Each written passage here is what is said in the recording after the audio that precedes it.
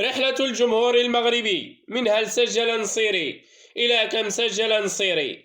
هدف نصيري اليوم ضمن منافسات الكأس التركية تعكس مدى تطور اللاعب تهديفيا. هدف رائع جدا، مقصية عالمية بلا شك ستكون حديث الأوساط الكروية العالمية في الأيام القادمة. مقصية عزز بها تفوق فريقه بثنائية، فيما قدم تمريرة حاسمة لطاليسكا ليساهم بذلك بهدفين في فوز فريقه.